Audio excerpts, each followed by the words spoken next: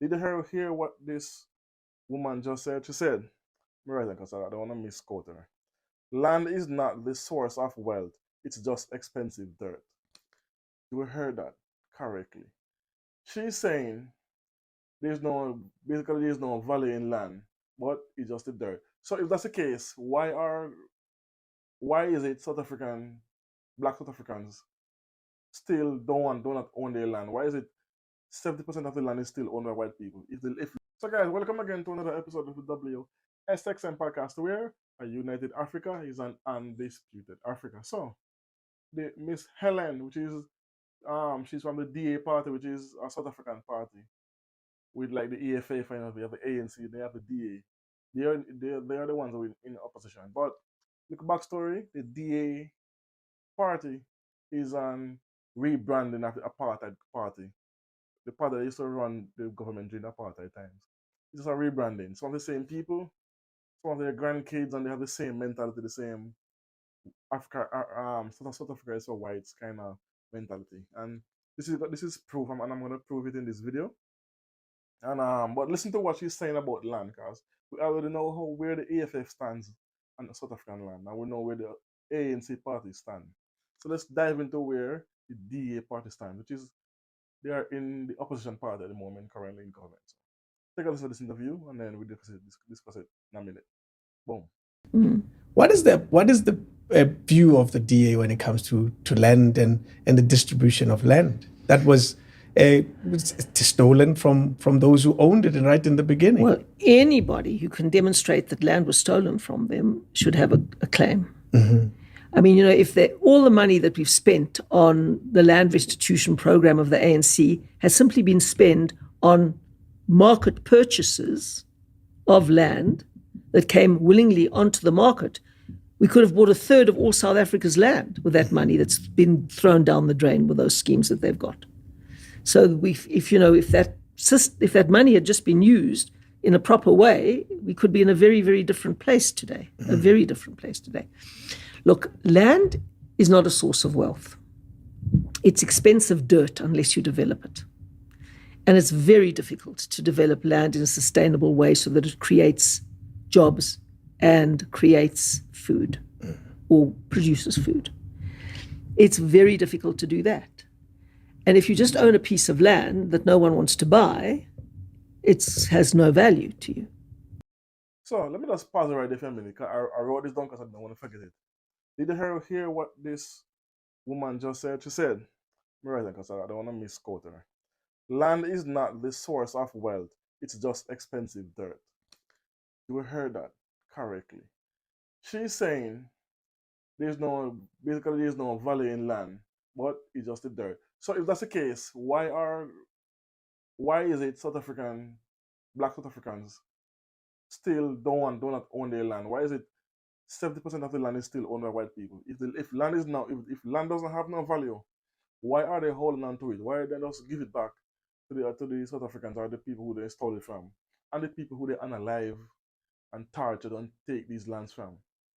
But I digress. Let me just finish this video because I cannot get on my skin a bit. So let's finish the video, and I can go deep into this.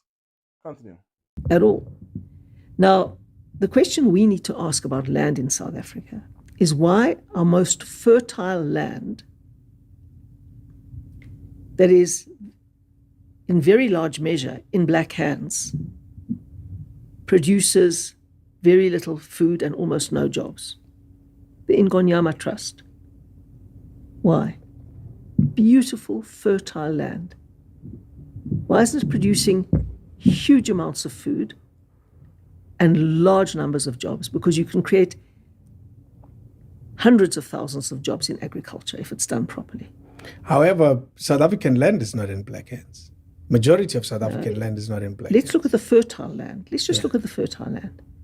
The last figure I saw was that 73% of KwaZulu-Natal is in black hands. That is seriously fertile land. Rain, sun, everything you want.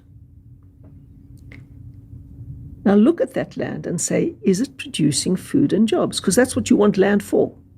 You want land so people can get jobs and they can eat. That's the value of land to a country and to individuals, jobs and food. Now, why is our most fertile land not producing jobs and food? That is the most fundamental question about land we need to be asking in South Africa. Meanwhile, people want to come and fight about land in the Western Cape, which is not fertile. It takes incredible working to produce food off the Western Cape farms, mostly. Not all, but mostly. We need to be concentrating on, I think it's over 50% in the Eastern Cape that is in black hands, and the 73% in KwaZulu-Natal that is in black hands. Beautiful, perfect, arable land. Why is it not producing food and jobs? That's the question. But you still can't deny me access to my land, even if I use it to put a tennis court. It's entirely what I choose to do with it. If you want to use your land for a tennis court, but as a government, when people have private land, they can do what they like with it. But we are looking at feeding people and getting jobs for people. Those are the most important things to do. And so you can't just say, give me land, I want to build a tennis court.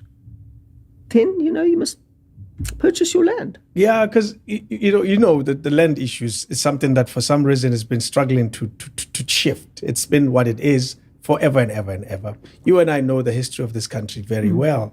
We don't question that there is levels of injustice that has happened when it comes to the land issue. And you're saying you have to prove that I've stolen your land for me to be able to give it back to you in that context. But some would say the people who are able to prove it are long dead. They're nowhere near here. But I know that this historically used to be the land that belonged to the Mashabela people, and now it's owned by somebody else. But that's why we've got the restitution program. And that's been so mismanaged that, we've spent literally hundreds of millions of it. If they just bought the land in the open market, they could have given it back, let alone spending these hundreds of millions in the way that they've been spending it. It's completely mismanaged, the entire process, right? So if you can prove that you were dispossessed of your land, even if it wasn't you or your father or even your grandfather, there should be a proper program, but it's got to be efficiently and properly run. And there are many, many people who are willing sellers of their land at reasonable prices, that all of that land restitution money can be used for. I mean, I saw different models of land restitution around the Duduans area in the Hex River Valley. And in several cases, farmers and their workers have bought up a neighboring farm. The workers got money from the state's fund to give them an equal share in the farm. Fantastic model of land restitution, working really well. Where they've handed it over to the ANC cronies and people like Nosy Peterson and others, absolute devastation. Nothing works.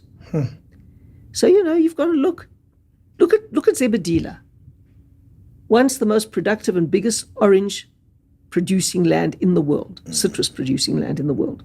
Have you seen what it looks like now? Yeah, it covered widely in the newspapers last week. Now, is that a model of land restitution? Yeah. And do we feel better now because someone else owns the land, but there are no jobs there anymore?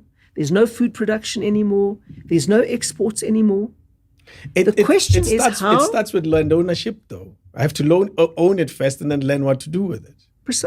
Well, you see, the bottom line is 73% of KwaZulu-Natal is in black hands, perfectly arable land. That's why I say exactly what you're saying. Let's start and get that land productive. So that's the end of the video. So let's just dive into it. Before we dive into it, backstory for those of you who don't know who the DA party is. The DA party is just an extension arm or a rebranding of the apartheid government that used to rule the South Africa during apartheid time.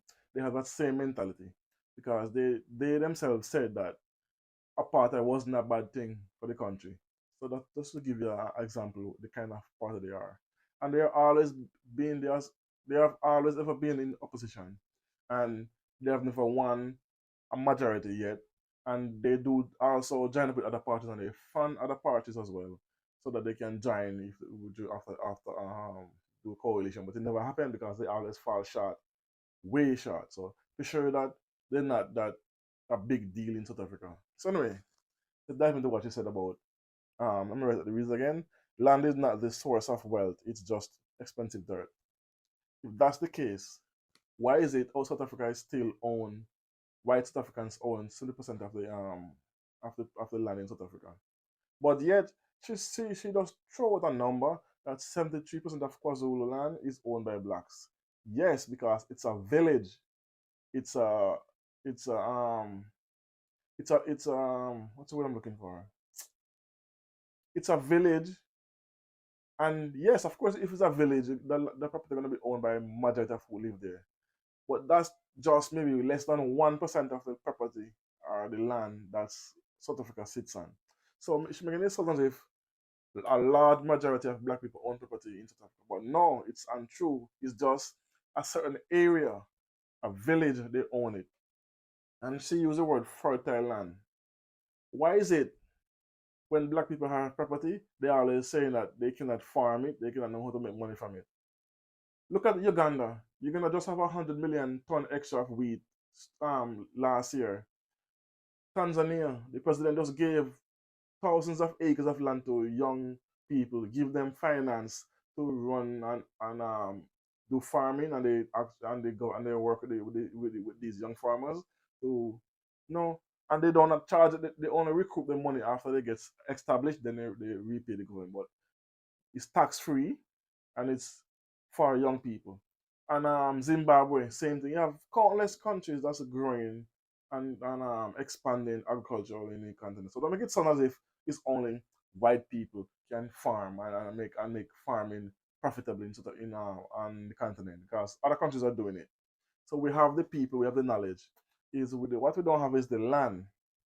And if land is not that important, why are these white South Africans still holding on to these properties? And as the gentleman asks her, the first step is getting back your land, returning the land to who it was stolen from. She's saying, prove it. As the gentleman rightly said, those people who could prove it already passed. Their grandchildren and their children is alive now, but the people who can actually give an account of how they come by the property and how they own the land are dead. And don't forget, during apartheid, black people was not allowed to own nothing. They wasn't even allowed to go to school. They wasn't allowed to go into the hospitals. So they making it sound as if it was voluntarily give up. It was taken by force, by torture, by unaliving people, setting dogs on black people back in them days to steal their land. Why? Because when land brings riches. So now, for them to transfer the land to black people, guess what is happening? The white South Africans, the white elites, own the banks. So they're not giving black people the loans to help upgrade the land and to do farming and get the finances to run the farm the correct way, because they're not giving it to these banks are not giving it because it's owned by the white elites and they want black people to fail. So she's telling sweet lies. She's taking a ball of lie and then sprinkle like a truth on it and then give it to the people. And I read some of the comments under that video, and I hear black people saying, "Oh yeah, she's telling the truth. We're voting for DA." I'm like, those people who are saying that are colonized Africans, because um, Dr. Ariana,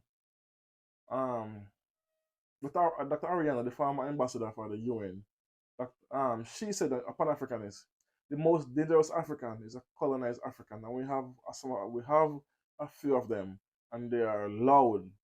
They are still rather vote for a racist party than give, like for instance, Julius Malema a chance, a EFF, who was working and fighting for them.